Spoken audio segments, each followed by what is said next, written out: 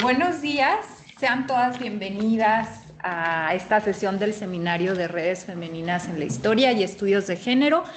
Mi nombre es Lilia Vallardo y bueno, pues a nombre del Colegio de Jalisco, institución que cobija este seminario, les doy nuevamente la más cordial bienvenida. Esta mañana vamos a tener dos ponencias y bueno, pues quisiera, sin más preámbulo, pues dar primeramente la palabra a la doctora Sabely Sosa, de quien me voy a permitir leer una breve semblanza de su trayectoria académica. Y bueno, pues también quisiera recordar que este evento está siendo grabado de tal manera que si alguien desea volverlo a ver y a escuchar en alguna de nuestras redes sociales, ya sea del Colegio de Jalisco o del Seminario Redes Femeninas en la Historia y Estudios de Género, estará disponible en breve. Y bueno, pues ahora sí presento a la doctora Sabely Sosa Díaz. Ella es doctora en Ciencias Sociales con especialidad en Antropología Social en el CIESAS Occidente, maestra en Antropología por el Instituto de Investigaciones Antropológicas de la UNAM y licenciada en Antropología Social por la Benemérita Universidad Autónoma de Puebla. Actualmente es docente en la licenciatura en Antropología de la Facultad de Filosofía y Letras de la Universidad Autónoma de Tlaxcala, además de ser integrante del Sistema Nacional de Investigadores, nivel candidata. Sus líneas de investigación son la religión, política, etnicidad y memoria. Además, es integrante de la Asociación Mexicana de Historia Oral. Entre sus publicaciones recientes podemos encontrar el capítulo del libro El estudio de las memorias desde la etnografía en tiempo y sociedad, reflexiones y temas emergentes, publicado en 2023 por la Universidad de Guadalajara y la Ciudad Autónoma de Buenos Aires. También el artículo Memoria Comunitaria y Lucha por el Territorio en el marco de la exposición urbana, la defensa de la tierra comunal de San Bernabé, Temoxtitla, Puebla, en la revista Movimientos, revista mexicana de estudios de los movimientos sociales. Esta mañana, la doctora Sabely nos va a presentar la ponencia Género, Activismo Textil y Violencia, el colectivo Bordando por la Paz Puebla.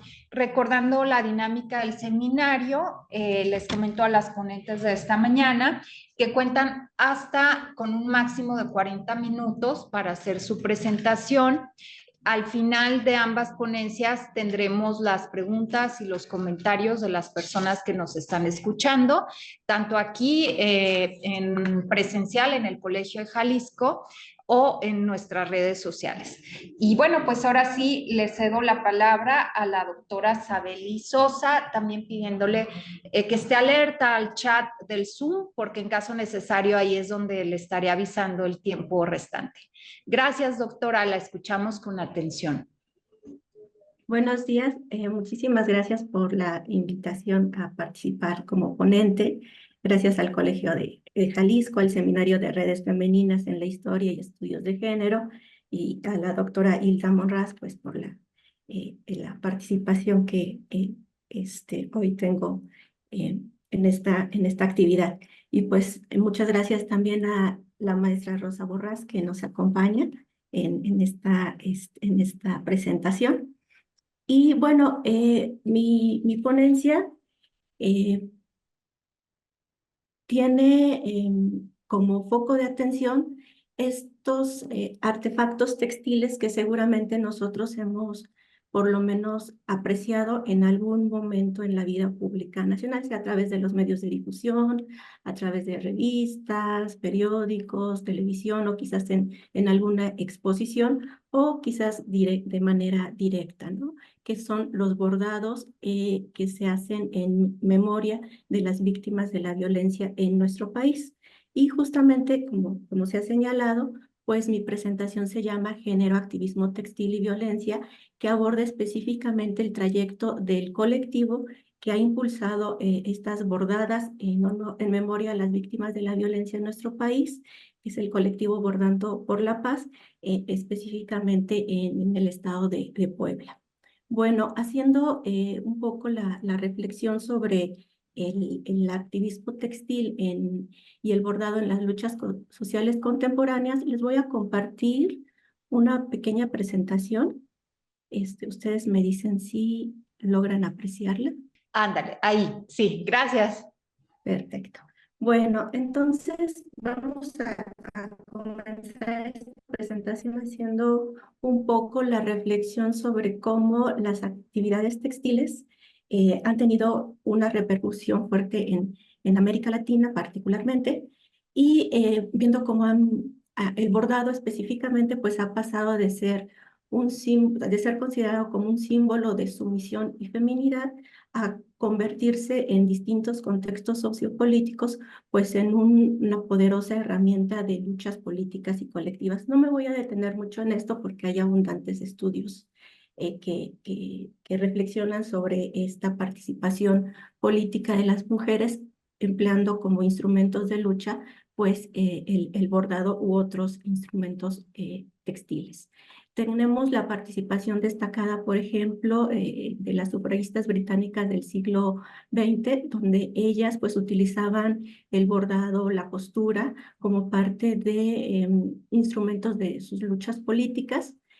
Tenemos también el caso de las arpilleras chilenas, que seguramente ustedes ya también habrán escuchado hablar de ellas, que en el marco de la dictadura en Chile, pues utilizaron el hilo y la aguja, pues para denunciar la violencia política que se vivía en ese momento, en el marco pues de una fuerte censura y violencia. Y también tenemos esta otra lucha que ustedes seguramente también ubican, que es la lucha de las madres de Plaza de Mayo. Uno de los poderosos símbolos de las madres de Plaza de Mayo, pues es el pañuelo, y estos pañuelos pues van bordados con el nombre de sus seres queridos que se encuentran desaparecidos, ¿no? Entonces, en cada una de estas luchas políticas podemos apreciar la manera en cómo las actividades textiles, específicamente el bordado, pues pasaron de ser prácticas domésticas a convertirse en partes de las luchas políticas y un poderoso instrumento de lucha y denuncia social. Bueno, hablando de manera ya más cercana a la trayectoria del activismo textil en nuestro país, pues el colectivo Bordando por la Paz es un colectivo que nace en la Ciudad de México en junio del 2011. Es un colectivo que fue eh, impulsado por el colectivo Fuentes Rojas, destinado a a denunciar la violencia, a las víctimas de la violencia en el marco de la guerra contra el narcotráfico desatada por el entonces presidente de la República, Felipe Calderón, y que había pues ocasionado eh, víctimas que no eran reconocidas como tales, ¿no? Se les llamaba como daños colaterales, se les veía como cifras o se les llamaba daños colaterales. Entonces, el colectivo Bordando por la Paz, pues lo que busca es visibilizar, darle rostro, visibilizar a las víctimas de la violencia, eh, dejando a un lado, haciendo a un lado el verlo solamente como una cifra o verlo solamente como daños colaterales. Existen ya varios estudios también sobre el trayecto del colectivo Bordando por la Paz. Al respecto está el trabajo de Katia Olar de Rico, el de Francesca Gallardo y el de Paola García, entre otros. El colectivo Bordando por la Paz en Puebla nace el 19 de agosto de 1900, del 2012. En este colectivo pues fue impulsado por la artista plástica Rosa Borrás y nace con el mismo objetivo del colectivo Bordando por la Paz, que es visibilizar las víctimas de la violencia de la guerra contra el narcotráfico desatada por el gobierno de Felipe Calderón. Una parte muy importante de esta trayectoria del colectivo Bordando por la Paz que yo pude percibir es que hay una inflexión en su labor. Ciertamente nacen afiliados en línea, pues, con el colectivo de Bordando por la Paz de la Ciudad de México. Sin embargo, al realizar la práctica del bordado en la ciudad de Puebla, pues sus bordadas adquieren una tesitura particular. No solamente se bordaron en los nombres de las víctimas de la violencia del narcotráfico, pues, sino también se realizaron lo que ellos llamaron bordadas especiales, ¿no? Bordadas en honor a las víctimas de feminicidio, víctimas de crímenes de odio y víctimas de desaparición, que en el marco, en el momento en el que ellos se conforman colectivo, pues estaban estos crímenes tomando especial fuerza, ¿no? Entonces, de ahí que sus bordados no solamente hagan alusión a las víctimas de la guerra contra el narcotráfico, sino también a la violencia estatal que en ese momento comenzó a imperar en la entidad poblana. Entre las actividades destacadas que logré percibir y recuperar, pues, están el 7 de octubre del 2012, cuando ellos como colectivo participan en la segunda marcha de las putas en la ciudad de Puebla, llevando pañuelos bordados con el nombre de las mujeres asesinadas en la entidad. El 21 de octubre del mismo año hacen una bordada en memoria de las víctimas de crímenes de odio, y el 13 de abril de 2013 pues hacen una bordada en contra de la inseguridad que se vivía en la entidad de Puebla. Digamos que esas son algunas de las acontecimientos o sí, de los sucesos más importantes en los que ellos participan. Sin embargo, todavía tengo pendiente una recuperación más amplia de esta trayectoria, que como cualquier trayectoria de cualquier colectivo, pues tiene distintas tesituras. Y bueno, aquí quiero destacar pues el bordado, ¿no? El bordado como un documento de lucha por la memoria, la verdad y la justicia. El bordado visto en contraposición a una historia oficial, que normalmente la historia oficial se recupera a través de los expedientes judiciales, los boletines, las carpetas de investigación, y los bordados, para mí, desde una particular mirada, pues, junto con otros especialistas, los consideramos como unos documentos construidos, unos documentos escritos, construidos de manera muy especial, con mucho cuidado, amor y respeto por las víctimas, en un material muy particular, que justamente son un contrapunto a estas narrativas oficiales sobre las víctimas. Y que estos pañuelos, permiten pues colectivamente construir memoria y exigir verdad y justicia para las víctimas de la violencia y para sus familias, ¿no? Aquí recupero la idea que tiene un filósofo conocido seguramente por nosotros, que es Walter Benjamin. Él decía que es importante escribir la historia de los vencidos y olvidados para redimir su sufrimiento, ¿no? Esta versión de la historia, escribir, como él decía, una versión de la historia no oficial, permite justamente, permite no solamente redimir el sufrimiento, sino también hacer justicia desde nuestro presente, ¿no? Para mí esa es la importancia que tienen los pañuelos bordados por el colectivo Bordando por la Paz Puebla, pues son esta parte que es en contrapunto a la historia no oficial, a la historia oficial, y que nos da cuenta, nos habla de la historia de las víctimas de la violencia en nuestro país. Um, y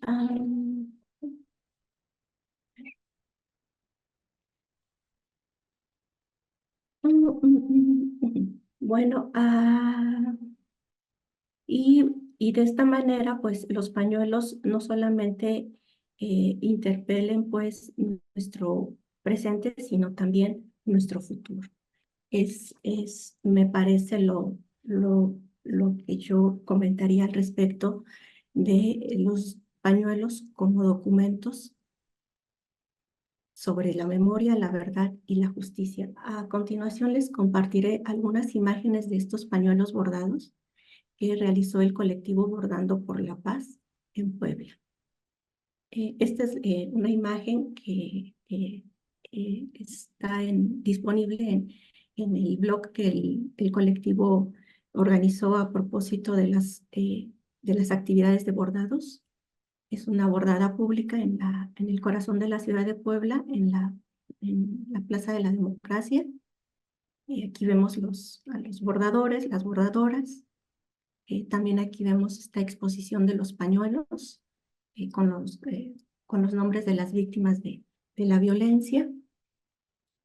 Tenemos aquí los pañuelos ya específicos con los nombres de las víctimas de los feminicidios. Si ustedes se dan cuenta a apreciarlos, el cuidado, la paciencia, el detalle que ponen al bordar el nombre de las víctimas y cómo están enmarcados en símbolos pues que de alguna manera remiten a una esperanza de encontrar justicia.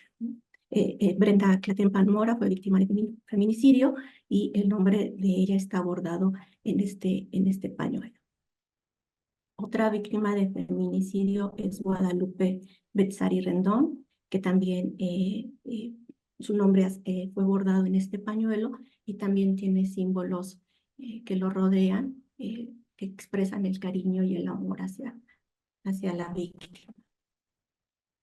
También tenemos el nombre, el colectivo también bordó el nombre de personas no identificadas. Bueno, bordó pues en honor a personas que no fueron identificadas y también pues los bordó con mucho respeto, amor y les puso símbolos que hacen alusión pues al deseo de encontrar paz para ella y para sus familias. También el colectivo bordó en honor a las víctimas de crímenes de odio.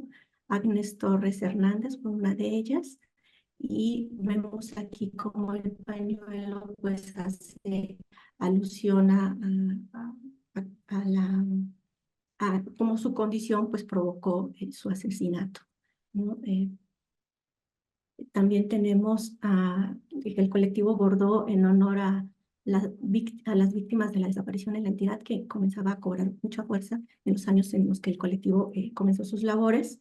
Tenemos el bordado aquí de Ricardo Rojas Galaviz, que pues desapareció en la ciudad de Puebla y vemos pues su nombre bordado y también reflejado, bueno, se reflejan mucho cuidado y amor, pues, por reflejar, pues, enmarcar, pues, el nombre de la víctima, ¿no? Entonces, vemos cómo estos pañuelos son esas narrativas no oficiales que se contraponen a lo que yo comentaba, a las carpetas, a los expedientes, y que constituyen una memoria que recupera el nombre de las víctimas, no las deja solamente en cifras, no las deja solamente con el nombre de daños colaterales, sino les asigna una identidad, una trayectoria cuya vida fue trágicamente truncada pues, por diversas circunstancias de violencia sociopolítica que se han vivido a nivel nacional y de manera particular en el estado de Puebla. A grandes rasgos, esta sería mi presentación sobre el trayecto del colectivo Bordando por la Paz Puebla y de manera específica la importancia que tiene esta manera tan cuidadosa de escribir, bordar los nombres de las víctimas de la violencia en nuestro país para que no queden en el olvido institucional. Muchas gracias.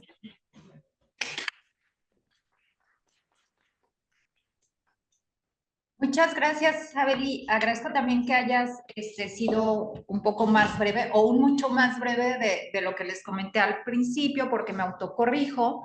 Tenemos pues también los comentarios de la doctora Yurel Derma para esta ponencia, entonces pues sí es importante también dejar un poco más de tiempo para los comentarios. Entonces, me voy a permitir presentar a la doctora Yuben Lerma, aunque seguramente ya la conocen. Ella es feminista, activista, académica y fotógrafa. Esa no sabía. Es doctora en estudios feministas por la Universidad Autónoma Metropolitana, Unidad Xochimilco, maestra en estudios de género en el Colegio de México, enfocándose en procesos organizativos de jóvenes tojolabales en Las Margaritas, Chiapas, y psicóloga por la Universidad Iberoamericana. Sus líneas de investigación son los archivos familiares, prácticas epistolares, memoria y genealogías, participación de las mujeres en contextos bélicos, arte, género y movimientos sociales, epistemologías, metodologías y pedagogías feministas. Entre sus publicaciones se encuentra el capítulo Las redes epistolares familiares en el archivo personal de Trixie Mayer, una joven mexicana inglesa en tiempos de guerra, 1942-1946, en redes femeninas en la historia y en la actualidad, coordinado por su servidora y la doctora Giselle Macías. El artículo Autorretrato con conciencia, género y una apuesta curatorial para despatriarcalizar el archivo, en la revista Casa del Tiempo, entre otras. Es colaboradora en Pinto mi Raya y disidenta. Ha sido ponente en congresos nacionales e internacionales, consultora externa para múltiples organizaciones no gubernamentales y ha impartido capacitaciones en materia de género, feminismo, derechos humanos, juventud, interculturalidad, arte y ciudadanía. Actualmente realiza su postdoctorado aquí en el Colegio de Jalisco, también con su servidora. Y bueno, pues también pues le quiero dar la palabra esta mañana. Adelante, Yuri. Hola, pues buenos días a todas, me da mucho gusto estar aquí. Digo, este espacio siempre ha sido un espacio seguro, muy lindo, de mucho aprendizaje. Así que bueno, por eso regreso y regreso digo, en varios proyectos y creo que bueno, eso tiene que ver también con la ponencia de hoy. Estuve muy feliz de haberte leído, Sabeli, y bueno, escucharte y bueno, también un abrazo a Rosa, que por acá está. Entonces, pues nada, justo que podemos construir un diálogo alrededor de estas temáticas y de luchas sociales que consideramos, considero, pero creo que consideramos las de aquí de suma importancia. Agrego que yo también participé y sin conocer a Rosa, sin conocer como muchas cosas, pero participé en varios eventos en la Ciudad de México de bordando, de los bordados por la paz y bueno, pues últimamente hemos comenzado una linda amistad con Rosa, entonces también creo que desde ahí, pues leo, ¿no? Desde ahí hice la lectura, desde ahí también pues comparto mis comentarios, que más de comentarios son como reflexiones que me surgieron. Yo sé que todos los textos pues tienen limitantes, ¿no? De repente pues es cierta cantidad de tiempo, cierta cantidad de hojas y hay muchas cosas, temas que van, pues están alrededor que bueno, que me surgieron, ¿no? Entonces, pues más bien desde ahí hago mis comentarios. Bueno, en primera me parece muy importante y creo que es algo que eso lo hemos hablado mucho, pero pensar, historizar, investigar, escribir y difundir estos actos de justicia histórica, ¿no? De lucha social que se dan en el marco de contextos de violencia, de esta violencia sistémica de la academia, ¿no? Creo que de repente es muy importante poner en el centro del análisis estas luchas y a lo cual nos lleva también a romper con la supuesta neutralidad y despolitización de la academia, ¿no? Creo que eso es bien importante, pensarlo, estos textos y estas investigaciones no solamente desde el fondo, sino también la forma y de cómo también, pues, podemos romper ciertas dinámicas violentas dentro de los propios espacios, ¿no? Sí considero también que es necesario que la lucha por la memoria, la verdad, la justicia se extienda también a estos espacios, ¿no? Que utilizamos nuestras herramientas para transformar de forma justamente entretejida, ¿no? Esta situación tan deplorable de violencia que vivimos desde hace muchas décadas y hasta hoy en día y probablemente no va a acabar pronto. Considero importante que cuando las nombramos en estos espacios, a Laura, y estos son los nombres que están en el texto, pero bueno, evidentemente hay muchos más, pero a Laura, a Agnes, a Ricardo, a Guadalupe y a quienes no pudieron ser identificadas, pues también estamos trabajando la memoria como tú escribes, bueno, como escribe Elizabeth Yelling, se me fue el nombre, y cepillando la historia a contrapelo, como también citas de Lowy. Y bueno, pues me parece importante recalcar que nombrarlas aquí y ahora no solo es justo, no es nada más para describirlas y nombrarlas, sino que es un acto político y que están presentes. Y pues junto con todas ellas, ellos y ellas, es importante colocar esta lucha colectiva contra la violencia. Otra de las reflexiones justamente es junto con ellos, ellas y ellas, construir los archivos, ¿no? Pensar estos actos también de lucha desde la construcción de los archivos. De repente en el texto tú hablaste un poco esto, pero creo que bueno, da para una reflexión mucho más rica, pero y justamente pensando estos archivos como espacios vivos, ¿no? Espacios de poder, espacios que construyen, pero también que destruyen, ¿no? De repente, pues, ¿cuáles son esos documentos que desde la academia utilizamos para hacer nuestras investigaciones, que son los que nombraste? No necesariamente, y evidentemente hay otros, pero pues también no, pues construir nuestras investigaciones desde otros espacios puede ser muy rico y muy importante para justamente romper con estas verdades históricas que pueden, pues que justamente siguen invisibilizando y violentando a ciertos grupos, ¿no? Pensar los archivos como a mí me interesan, he estado trabajando mucho con archivos, pero que son frágiles, pero también potentes. Viendo y estando, viendo los archivos, ¿no? Este archivo de bordados son sumamente potentes, sumamente incómodos porque están nombrando y están describiendo y además es desde el afecto, ¿no? Y desde el dolor y desde la digna rabia, y creo que eso también es súper potente, que construyamos pues nuestros conocimientos desde ese espacio.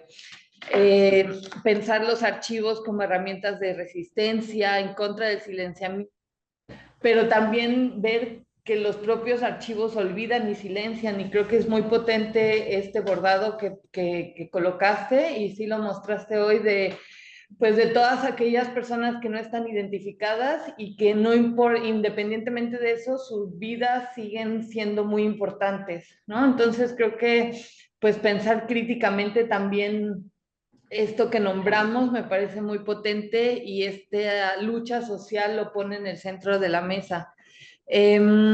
También pensar los archivos como espacios artísticos, parciales, inacabados, pues hablando con Rosa justamente, pues hay una imposibilidad de nombrar a todo mundo por la violencia tan terrible que existe, pero bueno, está en ese proceso, ¿no? Pensarlo como un proceso más que como o además de un resultado.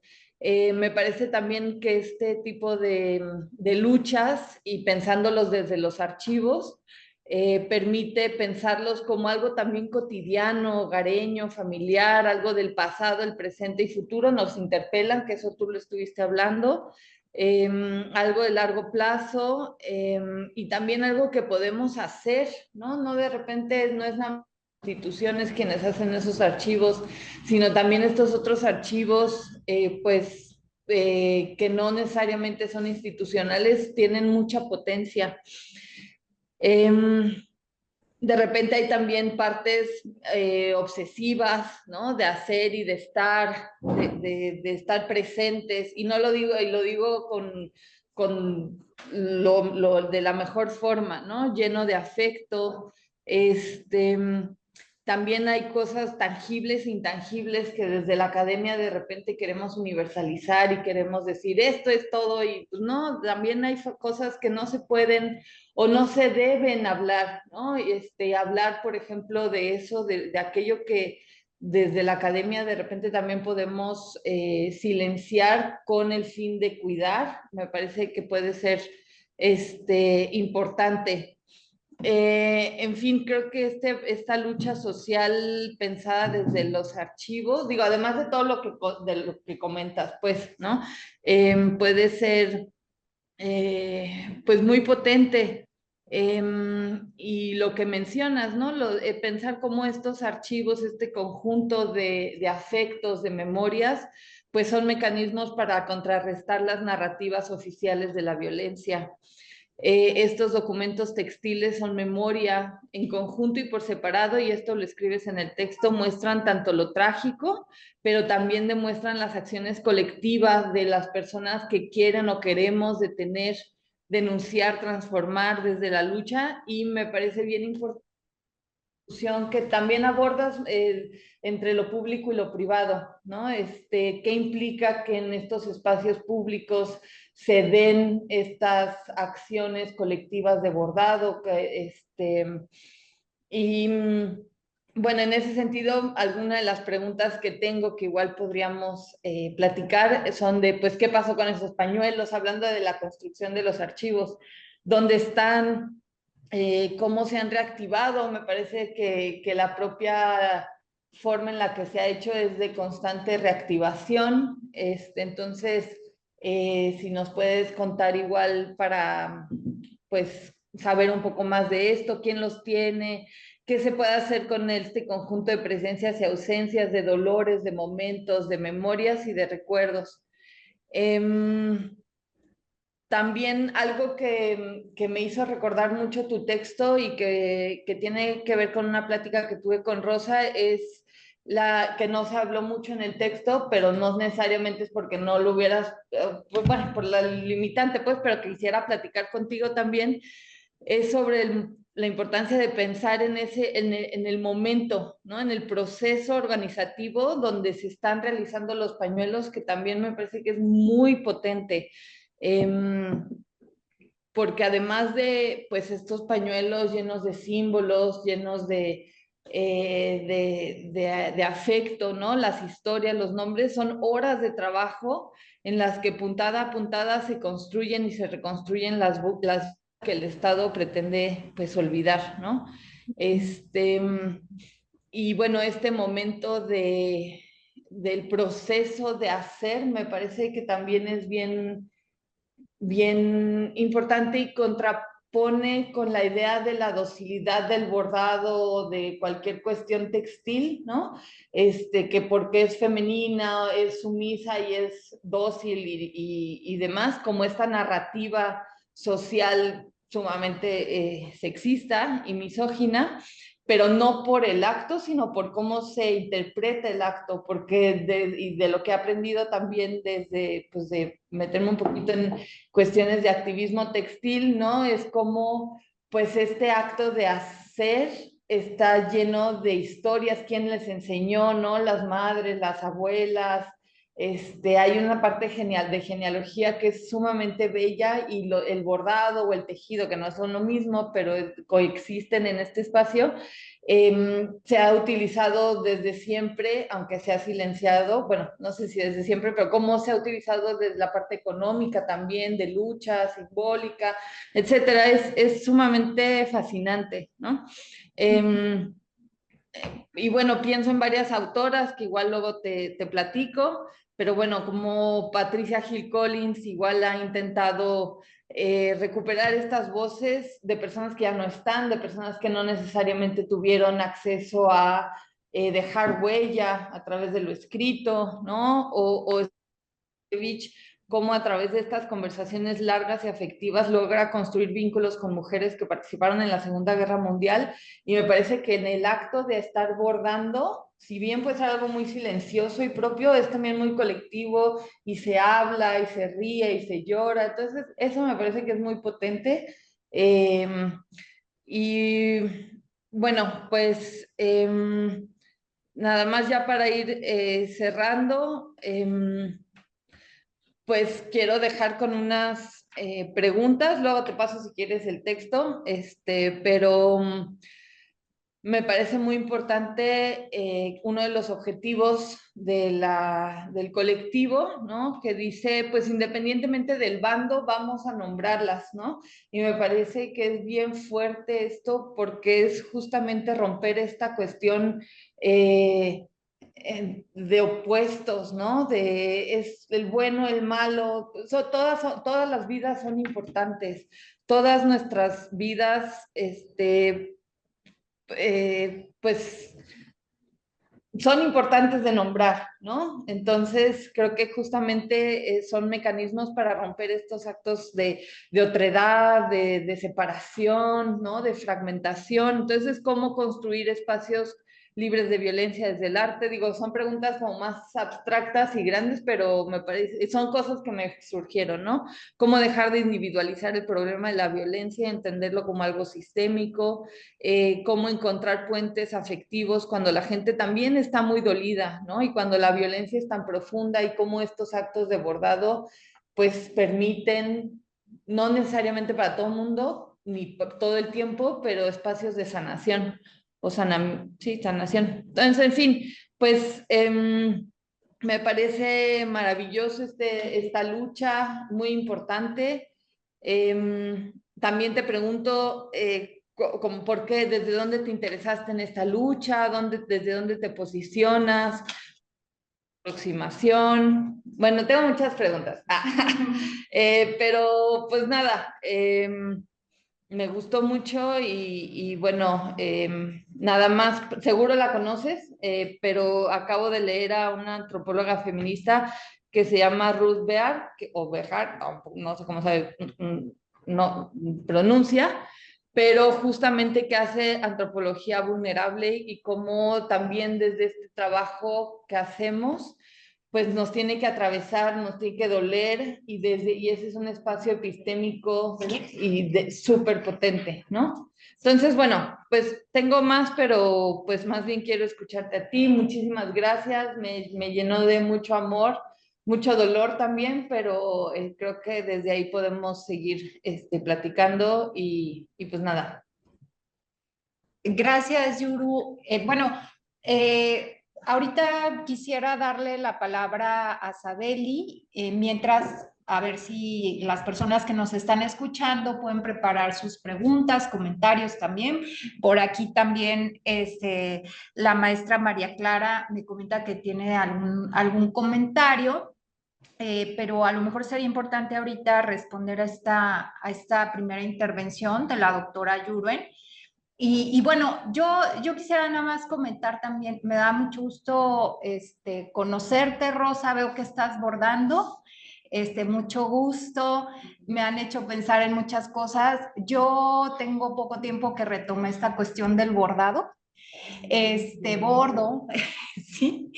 Bordo, y estaba pensando en esta cuestión de la resistencia del bordado, no solo política, sino económica. Una tía bisabuela, viuda, de esa forma pues montó un negocio junto con otra tía aquí en Guadalajara. Estoy hablando de la primera mitad del siglo XX, entonces pues claro que fue una forma de resistencia y supervivencia para las mujeres históricamente.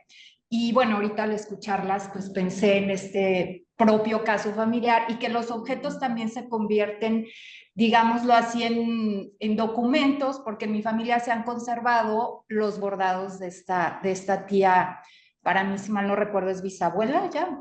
En fin, entonces, bueno, ojalá y podamos seguir haciendo cosas en conjunto. Me encanta esta conjunción entre academia, arte, activismo. Ojalá podamos seguir el diálogo en algún otro momento, pero antes quisiera darte la palabra, Sabely, y mientras pues preparamos más preguntas o comentarios, si es que los hay. Adelante, Sabely. Sí, muchas gracias por los comentarios y las observaciones. Sí, evidentemente hay bastantes lagunas todavía en mi texto. Sin embargo, lo que yo podría compartirles ahora, pensando en los cuestionamientos que se me hacen al respecto, bueno, ¿desde dónde me posiciono? Eh, Me parece que entro en sintonía con lo que se ha comentado. Alguna de lo que acaban de comentar justo es que yo también sé bordar, ¿no?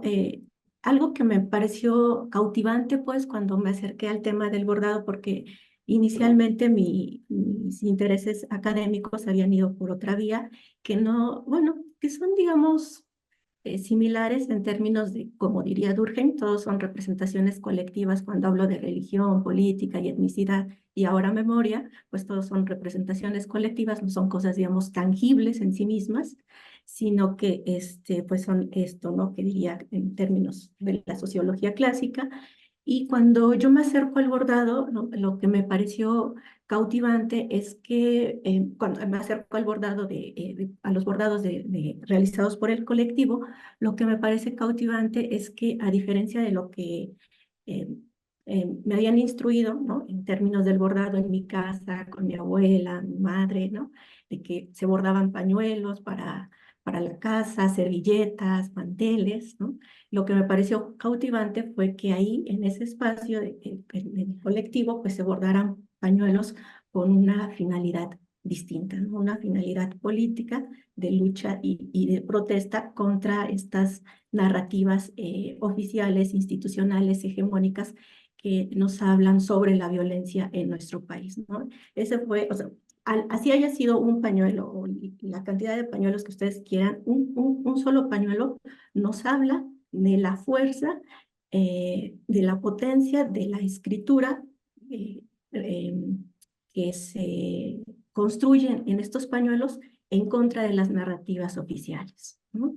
Y eso me pareció pues cautivante, ¿no? Como a las mujeres que se nos ha instruido históricamente en las actividades domésticas, coser, bordar, cocinar, etcétera, para mantenernos confinadas en nuestros hogares, en unas circunstancias sociopolíticas sumamente violentas.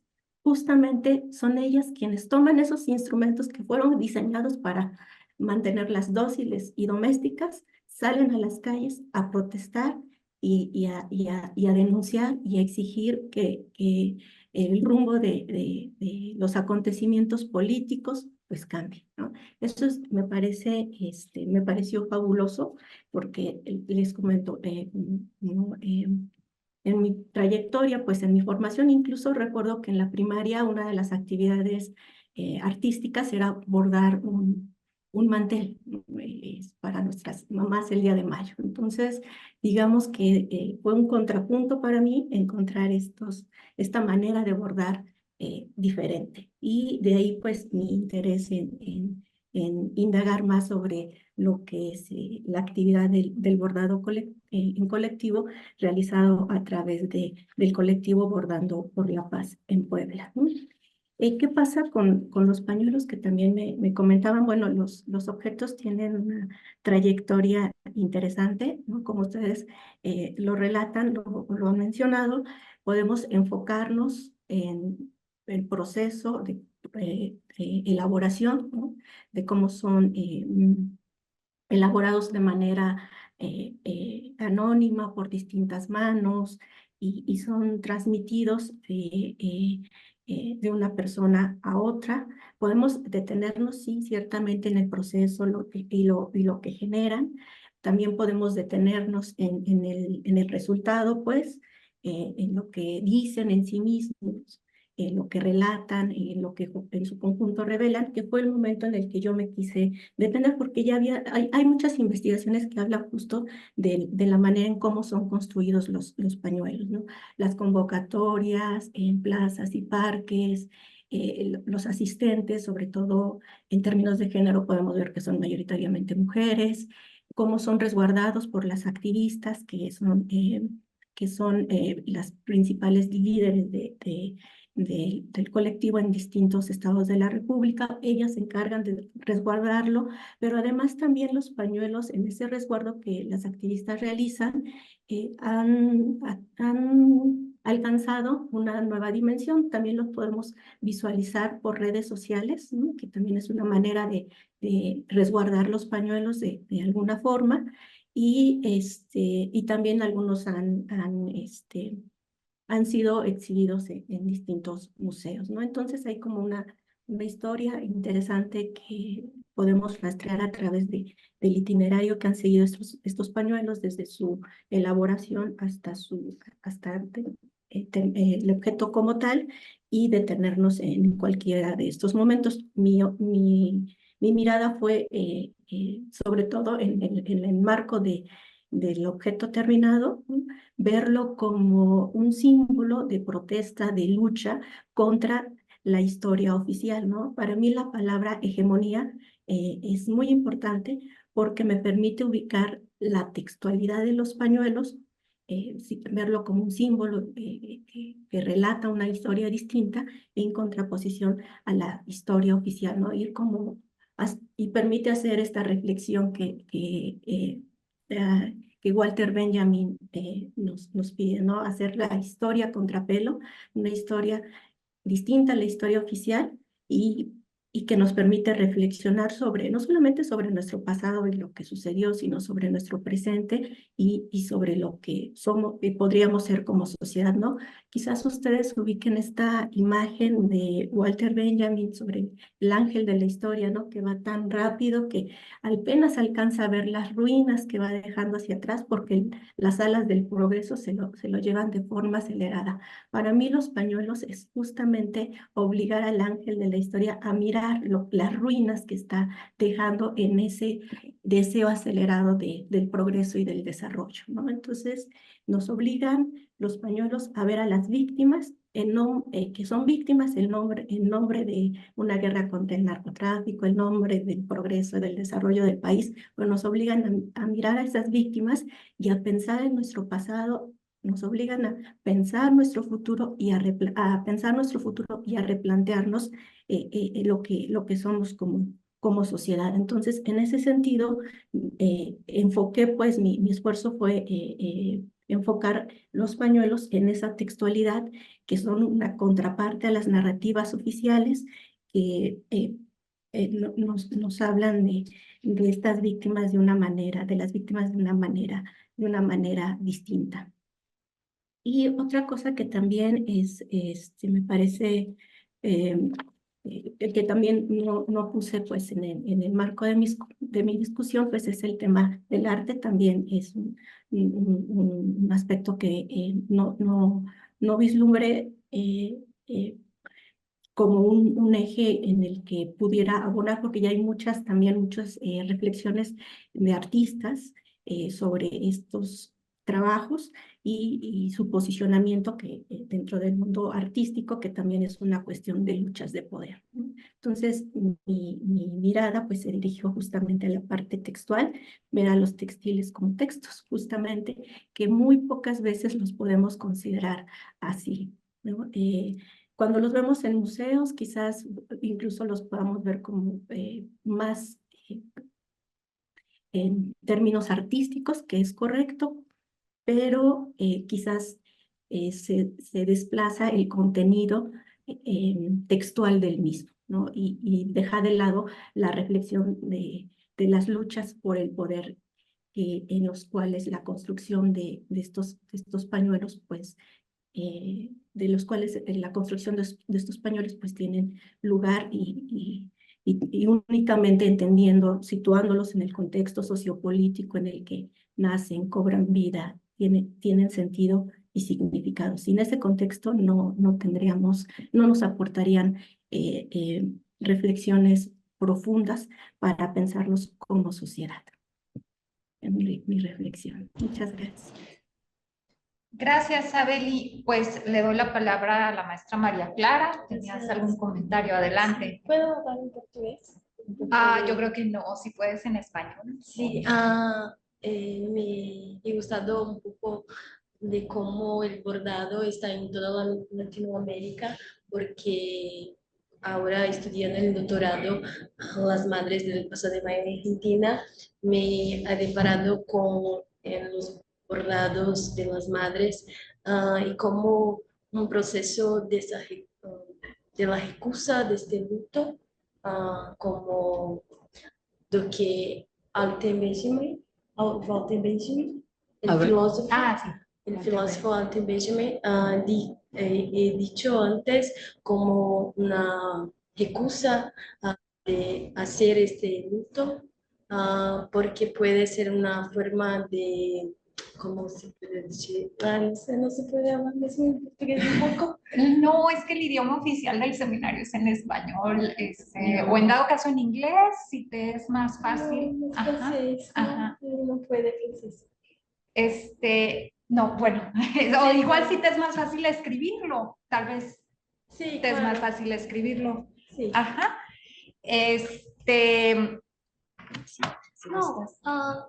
mi comentario que quería hacer para la doctora Sabeles Rosa es como en Argentina la estructura del bordado es algo muy parecido, como también la forma que las mujeres encontraron de una disputa de memoria de estas personas que desaparecieron en la dictadura argentina y cómo es posible una disputa de esta memoria y cómo el bordado, como un documento histórico, en la posibilidad de una recusa de este luto y de conciliar con los vencedores, los dictadores de la Argentina, entonces como una disputa mismo de la memoria.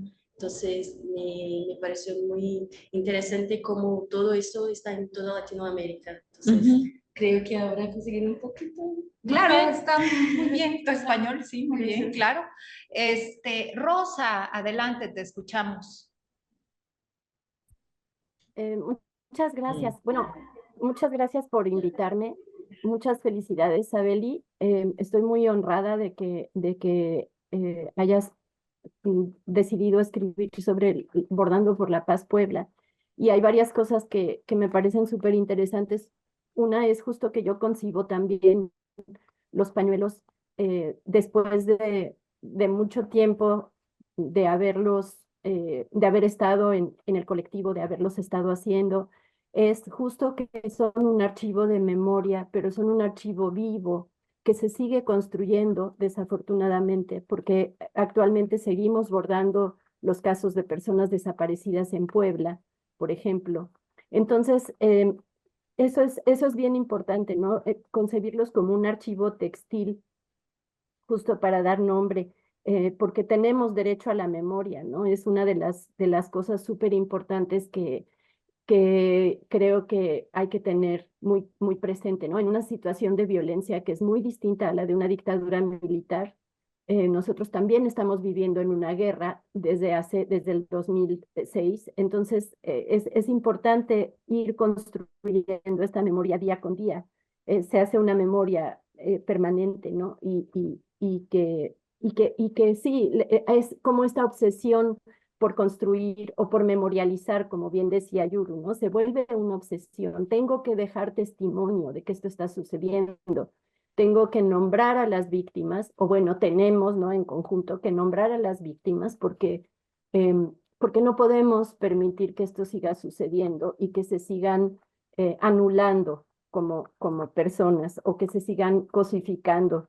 Específicamente, pues justo la violencia contra las mujeres, que es una cosa tan terrible. Entonces, el bordado de los nombres de las mujeres fue muy importante durante una buena parte de la existencia del colectivo. También quiero comentarles que, como bien sabes, Abeli, bordar potencia la escucha. Entonces, cuando bordas en colectivo, justo estás escuchando las historias de la otra persona. Cuando bordábamos en la plaza o cuando bordamos en otros espacios, estás platicando y mientras bordas estás realmente escuchando lo que dice la otra persona y también te vuelves, bordar así elimina las barreras y las diferencias socioeconómicas, académicas, de educación, de todo tipo. Todos y todas somos iguales cuando bordamos. Y me sorprende mucho siempre todo lo que generan los pañuelos. Entonces yo otra vez te agradezco, Sabeli, porque tus reflexiones son muy distintas a las que se han escrito, a las que he tenido oportunidad de leer, a las compañeras con las que he colaborado. Me gusta mucho cuando hablas de la palabra bordada, de que los pañuelos son textos, porque sí, eso, en efecto, son documentos textiles que narran estas historias, que dan cuenta de quién era la víctima. Y la palabra bordada siempre he pensado que tiene una fuerza y una potencia distinta a la palabra escrita o a la palabra impresa o a la palabra que vemos en los medios de comunicación. Por eso los pañuelos tienen más fuerza, pienso yo, porque además sabes que son construidos, como decía también Yuru, puntada a puntada, que hay tiempo y hay afecto en la construcción de cada pañuelo. Entonces son documentos que tienen una potencia muy, muy grande y que apelan justo a los afectos, que incluso en mi experiencia han sacado lágrimas a la gente, a los espectadores, ¿no? La gente que los mira se conmueven hasta las lágrimas, ¿no? Que no es lo mismo que cuando lees la nota roja, ¿no? Y también decirles que, bueno, los pañuelos salen a la calle, los pañuelos acompañan a las familias en las manifestaciones, por ejemplo. Hemos sacado los pañuelos, como bien decía Sabeli, en diferentes momentos, los pañuelos de feminicidio y también los pañuelos de víctimas de desaparición. Entonces, es interesante que no son objetos que se guardan. Yo tengo en resguardo la mayoría de los pañuelos que bordamos en el colectivo, pero también ahora las familias de las personas desaparecidas bordan por su cuenta y hacen otro tipo de manifestación textil que sale a la calle, además de lo que nosotros hemos bordado en conjunto, ¿no? Entonces es bonito. Y por último, quiero agradecerte la preciosa imagen que diste de Walter Benjamin y cómo la interpretas y cómo los pañuelos nos hacen detenernos y no ir tan rápido para tratar de entender lo que está sucediendo y que no se repita, ¿no? Una de los principios de exigir memoria, verdad y justicia es también la no repetición. Entonces esto nos ayuda a tener en mente todo este horror, ¿no? Entonces, bueno, pues nada, muchas gracias por invitarme y desde luego que me encantaría colaborar y bueno, pues eso, gracias y felicidades, Abel. Muchas gracias, maestra. Gracias, Rosa. Oye, Rosa, ¿gustas compartirnos lo que estás bordando? No sé si nos lo puedas mostrar a la cámara. Sí, claro, con mucho gusto. Esto actualmente, bueno, empecé el año pasado, de hecho, estamos bordando los nombres de los periodistas, los y las periodistas asesinados en Gaza. Son muchos, van más de 100 oficialmente registrados, muchos más, pero personas asesinadas dedicadas al periodismo, específicamente que han sido, ¿cómo se dice? Targets, ¿no? Que han sido específicamente asesinadas por su labor periodística. Entonces ya hice algunas bordadas colectivas y la mayoría de los lienzos los estoy bordando yo sola, son muchos ya, pero nos faltan muchísimos más. Y voy a hacer una cobija con ellos. El día 7 de octubre se va a cumplir un año de esto, entonces estoy tratando de hacer la mayor cantidad posible de pañuelos y también hice unos grabados que estoy imprimiendo en los pañuelos pues para darles un poquito de este cariño del que hablaban Yuru y Sabeli, ¿no? Eso es lo que estoy bordando y pues nada, es mi forma de estar en el mundo y de procesar también. A mí me sirve para procesar esta rabia, ¿no? Y esta indignación. Es lo que sé hacer, entonces, eso es. Gracias por... Rosa, ¿hay alguien mexicano entre los nombres que has bordado de estos periodistas? Me surgió esa pregunta. Hasta ahora no, que yo sepa no. Son casi todos pues palestinos, hay algunas personas libanesas, hay también tres periodistas israelíes, pero la gran mayoría son palestinos. Hay también algunas personas extranjeras, pero no mexicanos, no. Aquí en México, les cuento brevemente también, desafortunadamente también la violencia contra la prensa es brutal. Entonces también estamos bordando los nombres de las y los periodistas asesinados en México. Tenemos como alrededor de 40 nombres, pero también son más de 100. Empezamos a abordarlos solo desde el 2012, porque si nos vamos hacia atrás, son muchísimas las víctimas de asesinadas, ¿no? Por el sistema, por su oficio periodístico, porque pues evidentemente al Estado no le conviene que la gente sepa la verdad, entonces pues les periodistas son incómodos, entonces pues eso. También vamos a hacer una cobija con esos bordados. Bien. Pues gracias, ya nos colgamos un poquito en el tiempo de esta ponencia, pero bueno, es muy interesante el tema. Y bueno, pues nos manda muchos saludos una amiga ya de tiempo del Seminario de Redes Femeninas en la Historia, que es Adriana. Y bueno, pues ahora quisiera darle la palabra a nuestra siguiente ponente. Muchas gracias, Abeli, muchas gracias, Rosa. Gracias, Yuru, por haber comentado este interesante trabajo. Ahora quisiera darle la palabra a la maestra María Clara Silva. Bueno, no sin antes, pues, seguirlas invitando a seguirnos en nuestras redes sociales del Seminario Redes Femeninas en la Historia y Estudios de Género. Estamos en Instagram, estamos en Facebook y también, pues, las invitamos a escuchar nuestro podcast Hilanderas de lo Social. Bueno, me voy a permitir leer una breve semblanza de la maestra María Clara Silva. Ella es una investigadora brasileña con licenciatura y bachillerato en Historia por la Universidad de Brasilia, Brasil, completados en 2022. Durante su carrera fue becaria de la CAPES en el proyecto de iniciación científica PROIC, donde tuvo la oportunidad de profundizar en sus estudios y perfeccionar sus habilidades de investigación. Sus estudios se centran principalmente en historia social, historia de las mujeres y teoría de la historia, con énfasis en áreas como escrituras de sí, trayectorias, prensa, biografía y autobiografía. Estas temáticas reflejan su interés en explorar la historia y comprender la importancia de las narrativas personales en la construcción de la memoria colectiva. Con maestría en historia social, UNB, actualmente está cursando el doctorado en la misma institución. Es editora jefa Tempo de historias y forma parte del equipo técnico de la revista Historias. Su proyecto de maestría se dedicó a la trayectoria de Leonida de Figueiredo Daltro, una activista de las causas indígenas y del sufragio femenino.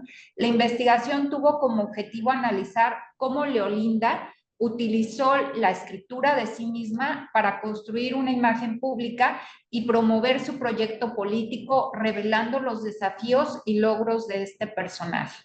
Ahora en el doctorado investiga a las madres de Plaza de Mayo en Argentina y discute la relación entre los conceptos de resentimiento y trauma.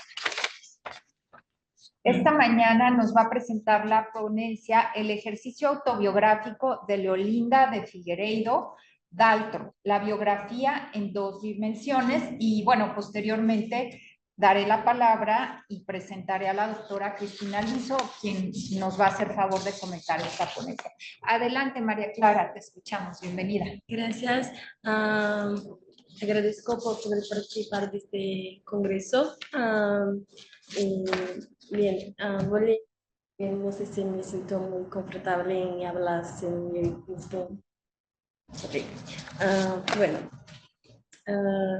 el ejercicio autobiográfico de Leolinda de Figueiredo Daltro, la biografía en 2 dimensiones. Este trabajo propone investigar la cuestión biográfica en 2 dimensiones, las estrategias utilizadas por Leolinda en sus escritos autobiográficos para construir una imagen pública de sí misma y las contribuciones de la biografía para la comprensión de su trayectoria, la construcción de su persona y la representación de sí.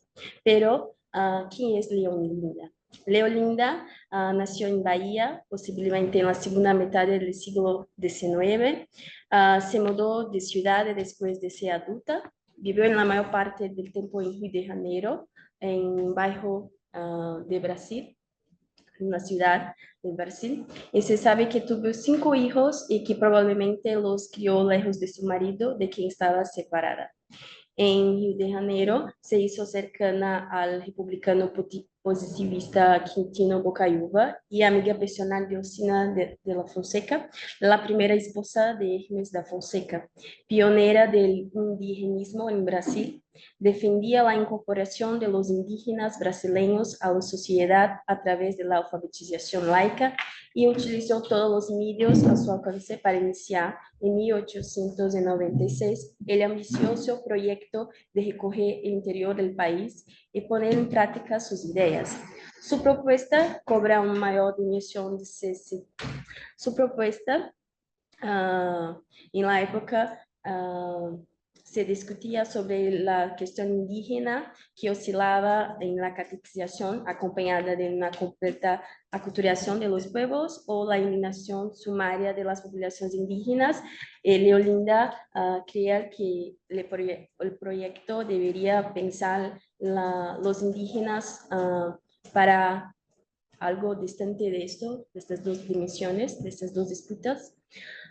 El libro que publicó en 1920, Da Catequese dos Índios do Brasil, Noticias y Documentos para a História, 1896 al 1911, una de las obras que analicé. Leolinda relata los episodios que vivió viajando por el interior del país, con la intención de fundar su proyecto intitulado Catequese Laica, que era como una forma contraria a la catequese religiosa de los misionarios en Latinoamérica y principalmente en Brasil. Entonces creía en una educación laica para los pueblos indígenas, pero el libro narra una serie de atentados que sufrió durante su camino que dan pistas sobre las interferencias religiosas en relación a la integración de los pueblos indígenas en Brasil. Es sobre cierto, la presencia femenina causaba un malestar, que no sean espacios privados y domésticos. Entonces, los espacios políticos y públicos eran mayoritariamente masculinos. Al regresar y a vivir en Río de Janeiro, se enfrentó a una disputa más fuerte en relación a la cuestión indígena en el país.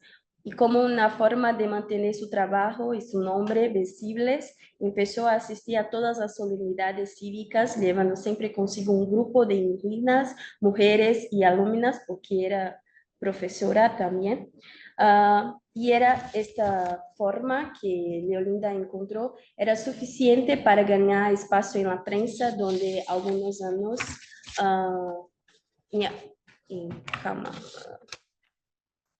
esta forma que Leolinda encontró era suficiente para ganar espacio en la prensa, donde algunos periódicos se dedicaron a ridicularizarla y a criticarla, pero también había quienes mantenían cierta proximidad con Leolinda, quienes administraban sus colegas y amigos cercanos que utilizaban esos espacios también de periódicos para defender la imagen de Leolinda. Después de que se...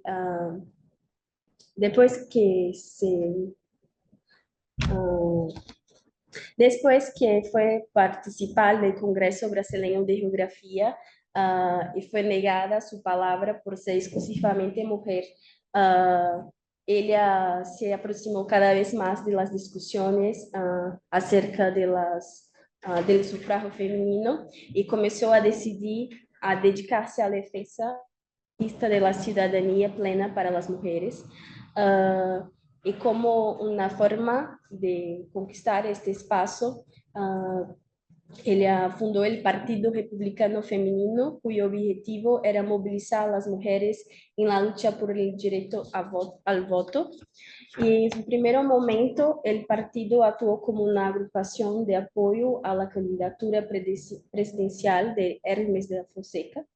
Leolinda creía tener buenas relaciones con su esposa, del presidente, Lucina da Fonseca, y por eso se aproximó cada vez más de ella con fin de conquistar un cargo oficial y poner en práctica su proyecto de catequesis laica, como había dicho, que es contrario a la catequesis religiosa.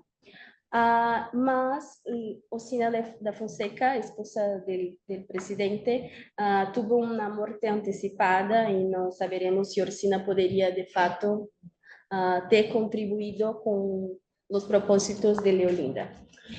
Leolinda comenzó a ver la prensa como un excelente medio para difundir su nombre y su proyecto, principalmente como una forma de reapropiarse de su nombre. Visitaba redacciones de periódicos, concedía entrevistas, participaba en las reuniones públicas del Instituto Geográfico Histórico Brasileño y durante 15 años mantuvo su nombre ininterruptamente en la prensa, construyendo una imagen de sí misma que valía oro para enfrentarse a cualquier imagen que la prensa inimiga pudiera imputarle.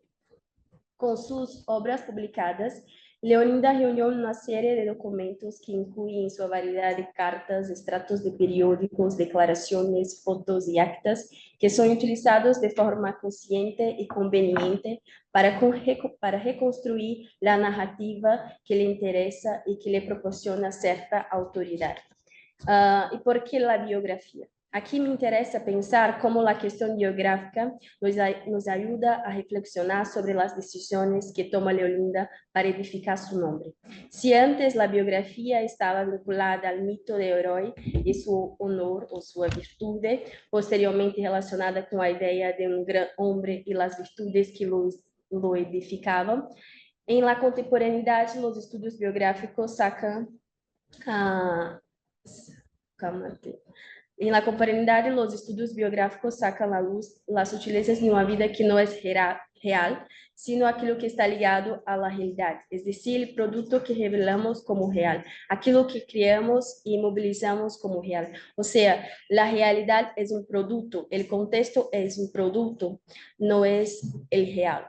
Y la representación de lo real que Leolinda evoca en sus escritos autobiográficos dialoga en primer lugar con la práctica de la virtud y del héroe, como una forma de probar sus capacidades para conquistar un cargo político, lo cual tiene sentido, ya que esta práctica era común en su contemporaneidad y algo presente en las producciones del Instituto Geográfico tenía un buen vínculo.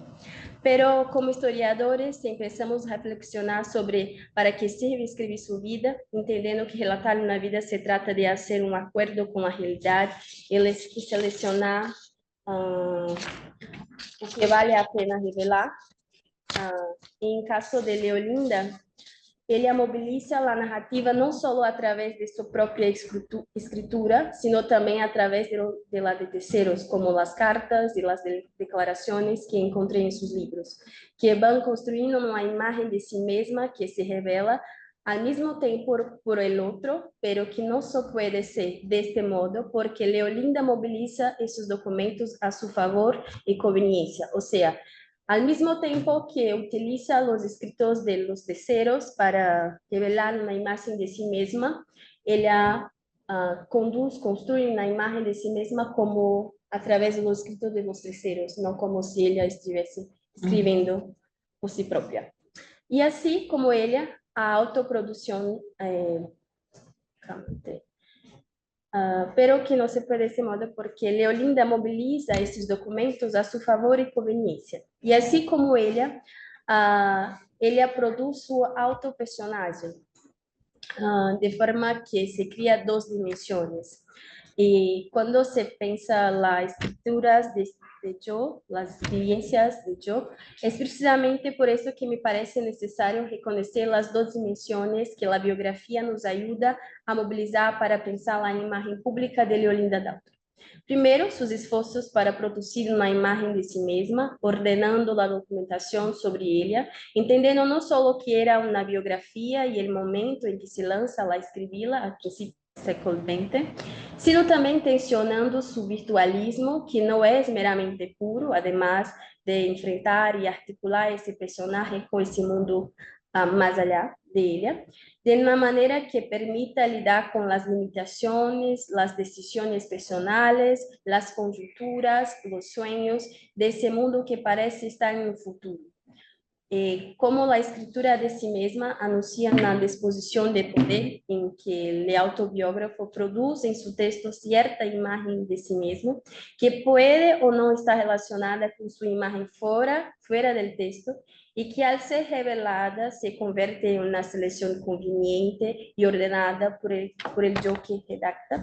Ciertamente es en la capacidad de apartar y de escurecer que Leolinda se delata a sí misma, sin importar, en otras palabras, lo que fue o lo que sea. Lo que interesa es la imagen que se elige a revelar. Eso, no sé si conseguí ser muy comprendida porque hablar en otro idioma es muy complicado, mas agradezco por la oportunidad. Sí, al contrario, gracias María Clara, y pues sí, agradecemos también tu esfuerzo de hablar en español y bueno, pues muy interesante. A continuación vamos a darle la palabra a la doctora Cristina Alviso para que pues nos haga a lo mejor preguntas y comentarios más precisos respecto a tu texto. Y bueno, me voy a también una breve semblanza de la doctora Cristina Alviso Carranza. Ella es doctora en Ciencias Sociales por CIESAS Occidente. Actualmente es profesora e investigadora en el Colegio de Jalisco y directora de la revista Intersticios Sociales. Es licenciada en Historia por la Universidad de Guadalajara. Obtuvo el grado de maestra en estudios sobre la región en el Colegio de Jalisco y, bueno, es doctora en Ciencias Sociales por el CIESAS, miembro del Sistema Nacional de Investigadores Nivel 1. Ha publicado artículos en revistas especializadas como Letras Históricas, Cinzún, Revista de Estudios Históricos, Historelo, Estudios Jaliscienses y en el Boletín del Archivo General de la Nación.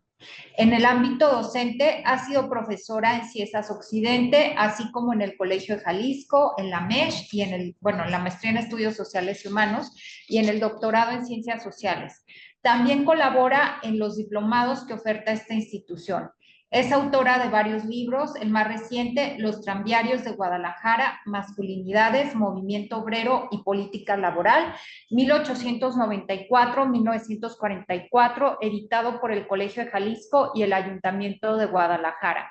En 2020, junto con Liliana Castañeda Rentería, recibió el Premio Iberoamericano de Ensayos Científicos Sor Juana Inés de la Cruz por el trabajo colectivo Mujeres y Ciudadanía, relatos biográficos de experiencias de violencias, desigualdades y negación de derechos, mismo que fue publicado por la UNAM del Estado de México y ISB, Editorial Argentina.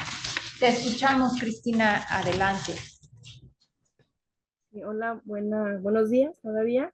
Pues gracias por la invitación. Me da mucho gusto ver aquí también a Sabeli, que fuimos compañeras en el doctorado, entonces es un gusto reencontrarnos, aunque sea de esta manera virtual. Y bueno, también me da mucho gusto compartir con Rosa, ¿no? En esta mañana.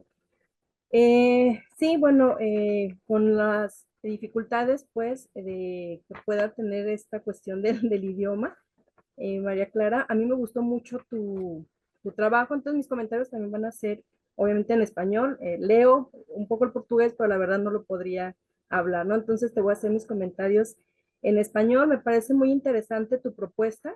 Creo que, bueno, nos hablas poquito de esta mujer, de Lolinda, porque tú nos dices que no vas a hacer una biografía, tú vas a analizar la biografía, ¿no? O sea, como su autobiografía, pero creo que es una mujer pues con una vida muy apasionada, ¿no? También muy interesante para la historia de Brasil y para la historia del feminismo, ¿no? En Brasil, la historia del voto, ¿no? También en aquel el país. Entonces creo que es una mujer que tiene mucho que decir, pero tu propuesta va más que nada a ver cómo ella construyó su imagen, ¿no? A través de la biografía. Y creo que esto es algo muy interesante porque por lo que vi, o sea, la verdad, como no conocía mucho de ella, me metí a buscar en internet y veo que sí hay como varios estudios biográficos, pero que se centran un tanto en lo que ella dijo, su biografía tal cual, hizo esto, después hizo tal otra cosa, pero tú quieres analizar, o sea, que la biografía sea una fuente, ¿no? Y que esa fuente te diga cómo ella construyó su imagen. Entonces me parece muy interesante tu propuesta, ¿no? De cómo ella a través del recurso biográfico del que tú nos señalas, lo utiliza para construir una imagen pública de sí misma. Eh, como te decía, bueno, buscar la biografía como una fuente para mostrar cómo ella inventa esta imagen de sí misma, porque es lo que ella quería mostrar, ¿no? Me parece muy interesante la discusión que haces sobre biografía, ¿no? Que haces en tu texto. Pero bueno, yo aquí al leerla pensaba que a lo mejor vale un poquito también la pena hablar de la autobiografía, ¿no? Acá en esta discusión que tú haces con varios autores, Genofonte, François Boucher, o no sé exactamente cómo se pronuncia, pero creo que a lo mejor hay en esta discusión insertar cómo se construye una autobiografía también, ¿no? O sea, una cosa es la biografía que una persona hace de otros, que tiene sus objetivos, pero ella tenía sus propios objetivos al hacer su autobiografía. Ella, por lo que tú nos señalas en tu texto, la biografía de ella o cómo se construye su imagen tenía una intención, tenía esa intencionalidad que era la de mostrar su trabajo, mostrar que era una mujer muy trabajadora, que era una mujer muy capaz en un mundo de hombres y que ella tenía todas esas capacidades para obtener un puesto que era el de directora de indios. ¿No? Digo, para nosotros acá en México, pues desconocemos también un tanto qué significaba ese puesto.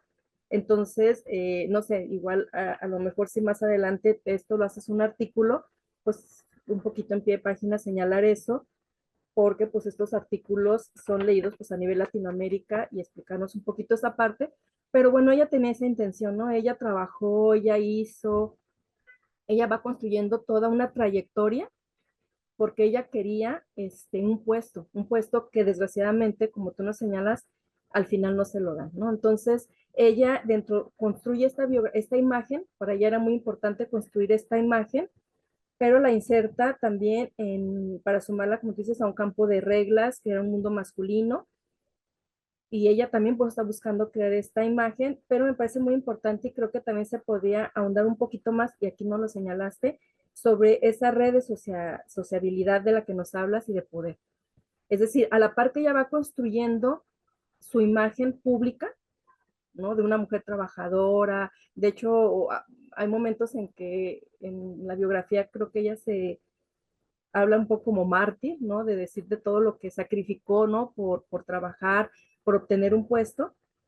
A la vez que ella va haciendo esto, ya va construyendo una importante red de sociabilidad con una mujer que tiene, o que ella cree que tiene poder, que es la esposa de Hermes Fonseca, que justamente es con el que ella inicia, ¿no? Con esta grupo, esta junta, para apoyarlo, para que llegue a la presidencia, se une como a su esposa, pensando en que la esposa pues también le pueda abrir estas puertas, y al final, bueno, él gana, pero no le retribuye, ¿no? Ella no obtiene ese puesto y ese puesto se lo da a un hombre, porque pues era un puesto que siempre lo habían tenido hombres, ¿no? Entonces, ella quería ser la primera. Entonces, en esta, cómo ella va construyendo su imagen, también es muy interesante ver que ella en todo momento se presenta como pionera, ¿no? O sea, ella es como la primera, y si hubiera obtenido el puesto, hubiera sido la primera mujer en obtener ese puesto, entonces ella le interesaba mucho mostrar esa imagen para el presente, y como tú lo dices, hablas más como para el presente, ¿no?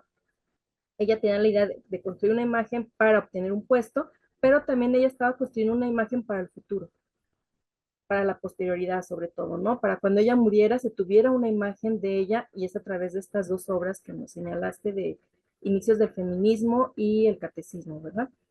Entonces creo que a lo mejor, digo, como ya lo señalaba también Yuru, es un poco desde nuestra lectura, es lo que uno te propone, ¿no? No quiere decir que tu trabajo esté bien o mal, sino que a veces yo me quedé como con esa sensación de decir, a ver, ¿cómo construyó esas redes? ¿Qué más había en esas redes? En las que, bueno, como también ya lo señalaste, su esposa Orsina, la esposa de Hermes, fallece, también, bueno, fallece joven.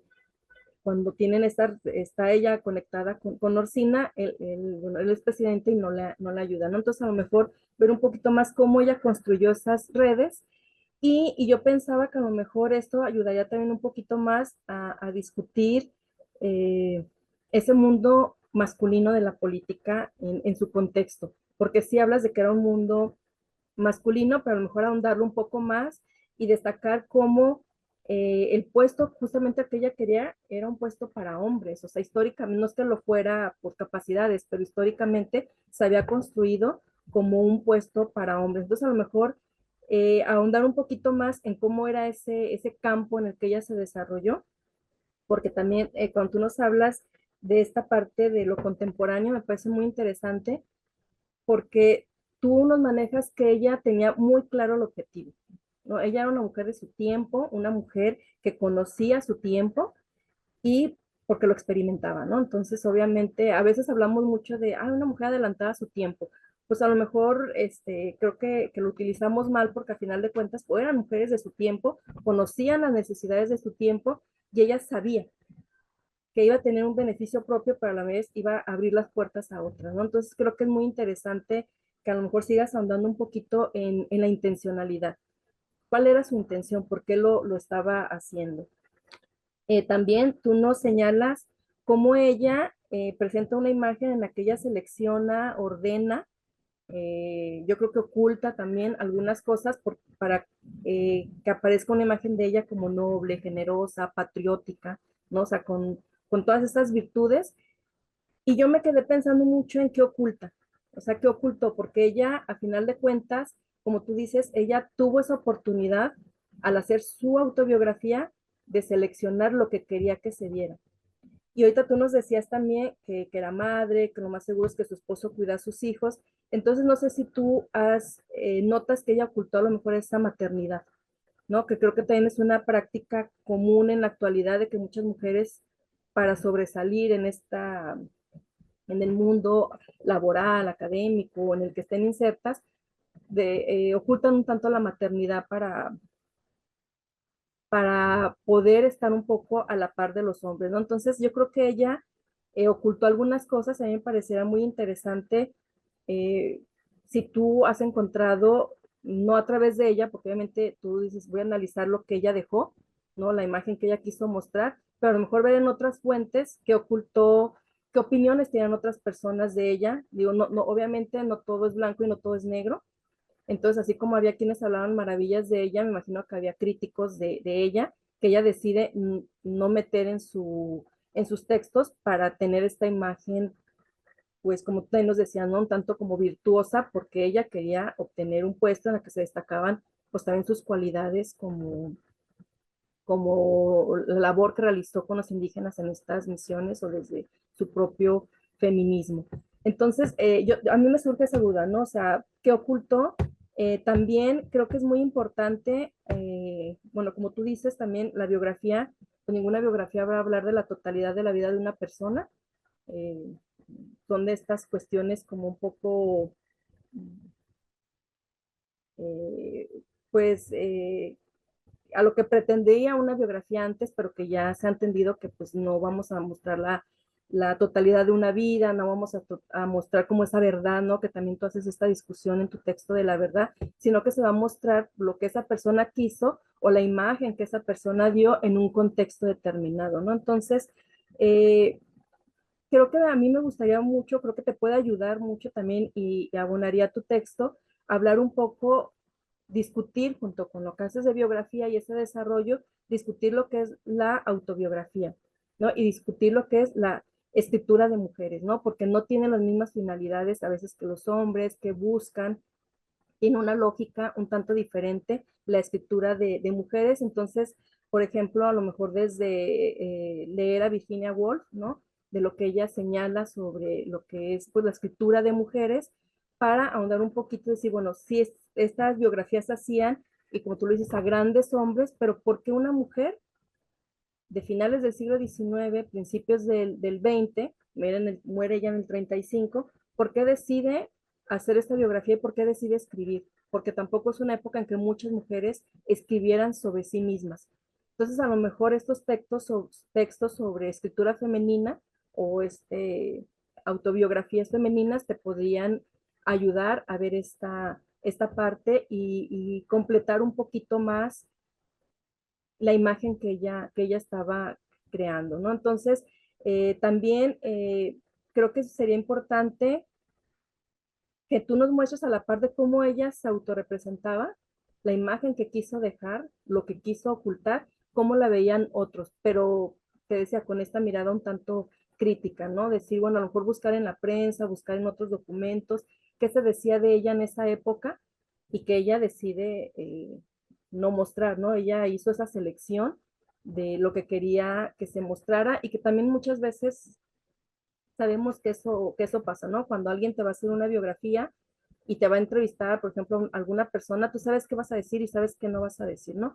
Sin embargo, ella tuvo como todavía más esta oportunidad de elegir, ordenar y seleccionar lo que quería que se dijera de ella, justamente por el puesto al que ella quería aspirar. Entonces, a mí me queda un poco digo, te felicito por el trabajo y me queda mucho esta curiosidad, ¿no? Esta curiosidad de saber, bueno, qué decían otros de ella, pero pues a la vez que ella misma ocultó, ¿no? O sea, habla de maternidad, habla de sus hijos, habla de su vida familiar, o ella se enfocó únicamente en construir la imagen pública que le servía y con la que ella quería ser reconocida en el presente, pero también pasar a la posteridad, ¿no?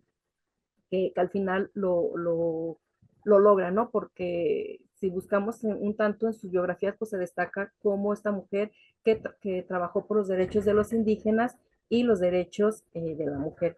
Pero aquí aparece como que prácticamente ella quiso mostrarse en el espacio público y nada en el espacio pues familiar o en el espacio ya más privado.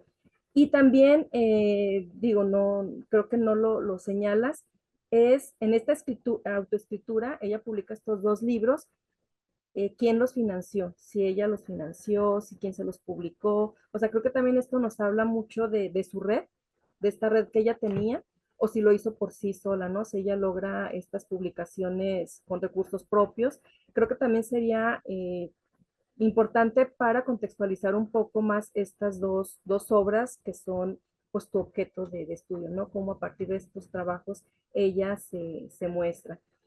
También, bueno, me parece muy interesante ver cómo ella, te decía, intenta construir esta red de aliados y porteros, ¿no? En un mundo masculino, pues se necesita esta persona que te abra la puerta y ella lo busca, intenta llegar por medio de la esposa, a llegar al que tiene el poder, pero no lo logra. Entonces, ver a lo mejor si en esta red de aliados ellos la apoyaron en eso o no, ¿no? O ella se publica por su propia cuenta y también, a lo mejor ver cómo ella al final sí logra, bueno, también, bueno, es una pregunta. El trabajo que ella hace, si lo hacen muchas mujeres, o si al final de cuentas, el trabajo que ella hace en estas misiones, creo que así es como las mencionas, era un trabajo también de hombres, y ella sí es pionera en ese campo, ¿no? Entonces creo que ahí es como importante porque si bien no logra el puesto que ella quería de directora de indios, a lo mejor sí logra el tener este puesto en las misiones, tenía también una escuela, entonces siempre trata de destacar esas virtudes, pero hablar a lo mejor en qué sí fue pionera o en qué no, pero ella se quedó siempre con esta me imagino, ¿no? Que se queda con esta sensación de que no logró obtener el puesto que ella quería, ¿no? Este puesto al que aspiraba y que era un puesto que ella sabía que era de hombres y que ella sabía que iba a ser la primera en obtener el puesto, ¿no? Entonces, bueno, yo ya concluyo, sí, igual felicitándote por tu trabajo y te digo, quedándome con estas, con la curiosidad, ¿no? De saber quién le financió las obras, qué decían otros de ella y qué ocultó, ¿no? Qué ocultó de su vida, justamente para mostrarse como esta mujer, a lo mejor la maternidad la hacía mostrarse como una mujer débil, una mujer que a lo mejor como en la actualidad, ¿no? O sea, tienes hijos, no le vas a poder dedicar el 100% de tu tiempo al trabajo y eso te merma un poco o se tiene la idea de que merma el trabajo. Entonces, ¿qué ocultó ella de su vida privada, justamente para fortalecer esta imagen de la vida pública? Y bueno, señalar que también me parece muy, muy interesante el cómo tú quieres ver, no hacer una biografía, sino ver a la biografía, o más bien a esta autobiografía, como una fuente de cómo una mujer utiliza la biografía para construir su propia imagen, ¿no? Pues muchas felicidades y muchas gracias por la invitación a leerte. Muchas gracias, Lili. Gracias a ti, Cristina. Bueno, pues te escuchamos, María Clara. ¿Quieres responder algo? Quiero, pero no sé si voy a conseguir responder en español.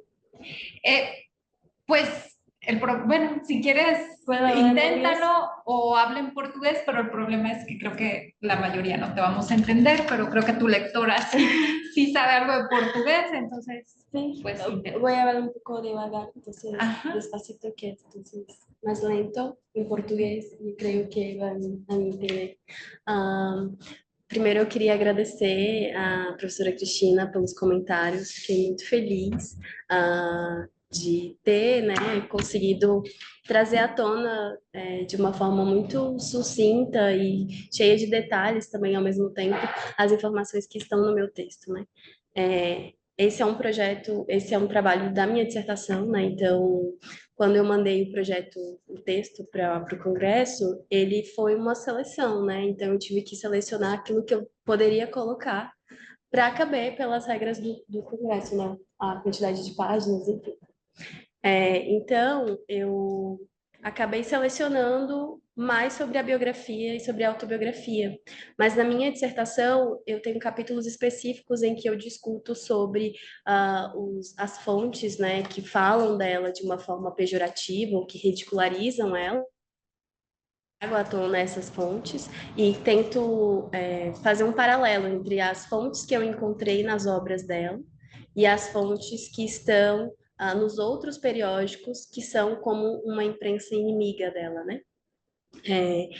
Então eu consegui fazer essa conversa, né? Criar essa relação entre essa imprensa que falava bem dela e essa imprensa que falava mal dela. E aí, a partir disso, perceber como que ela, né, convenientemente, selecionava apenas as fontes, né, que falavam bem dela, que revelavam ela de uma forma, uma imagem que ela gostaria de ter. Outra coisa que a professora trouxe, né, foi a questão da vida privada dela, né? A Leolinda, ela tem uma questão sobre a vida privada que ela não queria revelar a vida dela privada. Então, é muito difícil achar registros que falem sobre a vida particular dela, mais sobre a vida pública dela. E isso, inclusive, quando ela vai para o interior do Brasil, né, na sua expedição, ela vai acompanhada de seu filho, né, para já demonstrar que ela não queria uma mudança total dessa configuração feminina, sabe, no Brasil, mas que ela queria só algumas mudanças e que às vezes, em dado momento, alguns autores vão dizer que ela vai utilizar o feminismo como uma forma de conquistar esse cargo, né? Mas eu não acredito que seja só isso, né? Na dissertação eu falo um pouco mais sobre isso também. Outra coisa que foi uma questão da professora foi quem financiou, né, as obras. A Leolinda, ela foi professora e ela tinha uma escola que recebia fundos do governo brasileiro e ela imprimiu as duas obras dela, as que eu analiso, pela prensa da escola. Então, quem financiou de alguma forma a difusão das suas obras foi o próprio Estado brasileiro que financiava a escola. Outra coisa é que, em vários momentos, a Leolinda fala sobre ser uma mulher pioneira, né? Percussora, né? Que inicia as coisas, né? Seja sobre o feminismo, seja sobre a questão indígena no Brasil, mas ao longo da minha dissertação, ao longo da minha escrita, o que eu fui percebendo é que ela não era a percussora, né, de muitas coisas, mas que ela levantava essa bandeira como uma forma de edificar essa imagem, de trazer uma certa autoridade para o seu nome e para que finalmente ela conseguisse ocupar esse cargo oficial que ela tanto desejava, né? Que eu até falo no texto que o nome do cargo é diretora dos índios. Então, a Leolinda, ela é uma mulher comum, na verdade, ela é uma mulher comum brasileira, ela não é uma mulher excepcional e que foge à regra das mulheres que estavam nesse momento contemporâneas a ela, mas ela é uma mulher que construiu muitas redes de sociabilidade, né? Construiu as suas redes de contato ali, e principalmente com homens muito importantes, né? Que eram figuras que estavam no poder, né? Nesse momento o Brasil vivia uma experiência de uma república positivista, né? E a Leolinda se dizia, né, uma mulher positivista. Então, ela acabou construindo vínculos com esses homens, e isso eu consegui ter à tona também quando eu analiso os periódicos, né, da imprensa, porque muitos deles eram financiados por esses mesmos homens que estavam no poder e que tinham uma relação com a Leolinda. Então, se de um lado tinha um periódico que falava mal da Leolinda, né, que não era financiado por esses amigos dela, esses homens que estavam no poder, do outro lado, essa imprensa que a defendia era financiada justamente pelas suas redes de sociabilidade, ou seja, por esses homens que estavam no poder e que tinham uma relação com ela, né, de vínculo mesmo. O próprio partido que ela funda no Brasil, que é o único partido republicano feminino do Brasil, que só tinha mulheres, foi construído e fundado por incentivo desses homens, né, que também estavam no poder. Então é muito interessante como a Leolinda ela consegue construir uma rede de sociabilidade e utilizar dessas redes para difundir o seu nome e a sua imagem e sobretudo essa imagem pública, né? E aí por que eu uso muito a biografia, né? A biografia, quando a Leolinda escreve, tem a ver com esse lugar da virtude, do heroísmo. Então, por isso que ela usa termos como patriótica, heroína, né? São palavras que ela traz como adjetivos para edificar seu nome. Mas hoje, na contemporaneidade, a gente pensa a biografia e a autobiografia de outro lugar, né? De mobilizar, de fato, histórias de mulheres que foram esquecidas por essa produção historiográfica, né? Então, eu tento trabalhar essas duas dimensões no texto, tanto a dimensão biográfica, que era presente na contemporaneidade da Leolinda, por isso que eu falo que ela não é uma mulher fora do seu tempo, como ela afirma ser, eu digo que ela é uma mulher dentro do seu tempo, porque aí nisso eu estou embasado em textos da teoria da história que vão falar sobre isso, né? Existe um historiador francês, o Jablonka, que ele fala um pouco sobre isso, né? E o Agamben também, de como que essas pessoas, né, que estavam em movimentos ativistas, né, e que estavam se mobilizando ali na sua contemporaneidade, elas não estão fora do seu tempo, na verdade, elas estão embebidas de seu tempo, porque as questões estão ali no seu tempo, né? E aí, quando ela fala que ela é uma mulher fora do seu tempo, eu tento, né, categoricamente, na minha dissertação, dizer que ela não é uma mulher fora do seu tempo, que ela é uma mulher contemporânea ao seu próprio tempo, né? E aí eu utilizo isso a partir da biografia. Então, trazer essas duas dimensões da biografia, uma biografia que está atrelada a essa virtude e a esse heroísmo, né, que é muito uma biografia que vem da antiguidade, que foi muito difundida no século XIX, com a ideia dos grandes homens, dos grandes acontecimentos, ou seja, uma história positivista, e de outro lado, uma biografia que está mais próxima à microhistória, né, pensando as redes, as trajetórias. Então, eu tento usar essas duas dimensões, e como essas duas dimensões constroem a personagem que eu revelo. Tanto ela, que ela mesma se revela, ou seja, ela se revela uma personagem, e na minha escrita eu revelo uma outra personagem. Então, são como se um encontro de duas personas que vão sendo construídas a partir de um olhar eu vou mobilizando, né? Seja o dela, enquanto ela mesma se produzindo, seja eu, enquanto historiadora, produzindo uma análise sobre a sua trajetória. Eu acho que é isso. Eu não sei se vocês conseguiram me entender, espero muito que sim. É isso. Creo que al menos un poco. Sí. Gracias. Pues voy a hablar más. Un poquillo. Bueno, pues no sé si alguien más Yo tenga. quisiera- Sí, adelante, Hilda. Bueno, gracias por venir hasta acá para presentar su texto. Te agradecemos mucho esa atención. También hemos tenido otra presentación antes en portugués con otra compañera, colega brasileña, y también ha sido un reto, pero también aprendemos, ¿verdad? Gracias. Y también gracias a la autora Cristina por sus comentarios. Yo estoy de acuerdo con lo que ella te dice. Agregado a eso, bueno, es un tema que a mí me interesa mucho por cuestiones también desde mi tesis de doctorado. En ese momento a mí me sirvió mucho un libro que se llama Los pliegues del yo, que es de Sergio Franco. Él en ese libro relata analiza 4 relatos autobiográficos de diferentes partes de América Latina. Entonces, tal vez te pueda funcionar, de escritores, son hombres, escritores que reflexionan sobre su vida, que dicen, que esconden, como el caso de la mujer que tú analizas. Pero recientemente pues hay muchos más estudios de autobiografía. Lo clásico, Philippe Lejeune con autobiografía.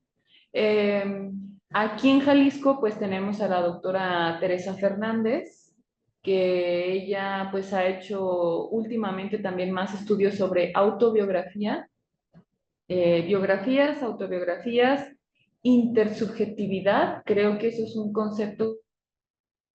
Y ya publicaron su texto de la doctora Tere Fernández sobre esa reflexión. Ella misma, cómo ha hecho historia de mujeres, una autoetnografía que creo que también puede ayudar a pensar esto. El trabajo de la doctora Yuruen Lerma sobre su tía abuela y cómo ella se acercó siendo de la familia. Te puede ayudar también esas reflexiones que ya publicó también sobre eso, autoetnografía, lo que ha hecho la doctora Lilia con Nadia, con Ale en los diccionarios biográficos, o sea, también como al escribir sobre mujeres también nosotras tenemos un ejercicio de reflexión. Entonces creo que esos son textos que pueden ayudarte a pensar. Si quieres después te paso lo que yo tengo. Y creo que sería muy interesante para conectar redes, ¿no? A lo mejor entre mujeres en Brasil y cómo las pensamos en México. Probablemente no se conocieron ellas, pero son condiciones muy parecidas de también mujeres que fueron activistas, feministas, incluso indígenas, o por los indígenas en México desde el siglo XX, que pueden, pues yo creo que aportar a tu estudio. Felicidades. Gracias. Gracias, Hilda. ¿Alguien más desea agregar algo? Lilian, nada más también comentar lo que dice Hilda, porque está el propio trabajo de Hilda sobre Misbel y el trabajo de Ale Díaz también sobre Lola Vidrio, que bueno, también son figuras públicas, que creo que sería muy interesante también un poquito, a lo mejor ver cómo la trabajaron, no son obviamente, bueno, no son autobiografías pues, pero cómo fueron construyendo esa imagen pública, ¿no? Creo que también le podría servir estos trabajos. No escuché el nombre que me ha dicho. Alejandra Díaz. La biografía que hizo de Lola Vidrio. Lola Vidrio. Es también del seminario, Ale.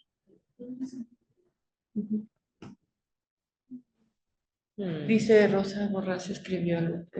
Sí, Rosa Borradas dice, muchas felicidades, María Clara. Voy a leer sobre Leonid. Me parece muy interesante. Ok, bueno, ahí está, me parece muy interesante. Bueno, pues si no hay ningún otro comentario o pregunta, no sé si quieras comentar algo para cerrar o... No, apenas me gustaría agradecer por todo, por la oportunidad, pero ustedes fueron muy amables conmigo en todo el tiempo, entonces quiero agradecer por eso. Al contrario, gracias a ti. Y bueno, pues entonces nos despedimos, no sin antes invitarlas a la próxima sesión del seminario, que será el martes 27 de agosto, con las participaciones de la maestra Alejandra Díaz y las licenciadas Valeria González y Carolina Serrano, quienes nos hablarán de las contribuciones de las escritoras a la exposición del libro mexicano en París, 1955, y la participación de las mujeres en el Frente Estudiantil Revolucionario 1970-1973, respectivamente. Gracias, hasta la próxima sesión.